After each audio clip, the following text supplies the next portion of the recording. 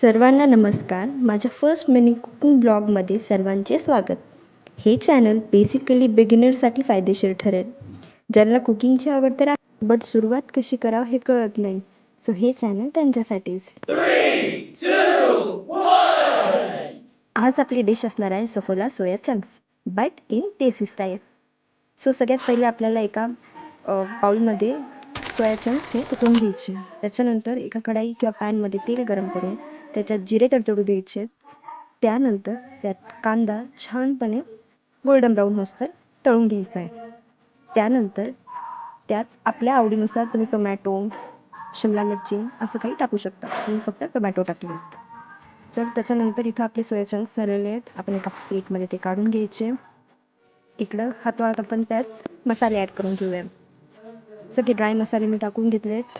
तुमच्या आवडीचे मसाले तुम्ही ॲड करू शकता. आणि किचन किंग मसाला हा एक टेस्ट मेकर म्हणून काम करतो, जो आपल्या देसी स्टाईल सोया चंक्सचा वॅग वाढवेल. तो यानंतर मी सोया चंक्स बारीक बारीक पीसमध्ये कट करून घेतले, जेणेकरून आपल्याला खायला इझी जाईल. सो छानपणे याला मिक्स करून घ्यायचे. त्यानंतर थोडीशी कोथिंबीर मी त्याला गार्निश करून घ्यायचे. सो हे आपलं रेडी आहे सोया चंक्स. एन्जॉय. अरे मीठ तर राहिले, सो आपण मीठही टाकून घेतलेलं आहे.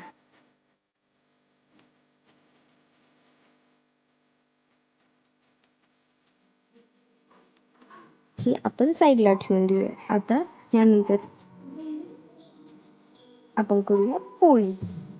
पोळी किंवा चपाती काही तुम्ही म्हणू शकता. इथे आपली पोळी तयार झालेली आहे. यानंतर बघा कशी टम्म फुगली आहे. तर यानंतर वेळ येते प्लेटिंगची. सो हिअर हा प्लेटिंग इज रेडी. सो मी टेस्ट करून सांगते कशी झाली आहे. ट्राय करून नक्की बघा आणि मला रेसिपी आवडली असेल तर लाईक, कमेंट आणि शेअर करा आणि सबस्क्राईब करायला विसरू नका.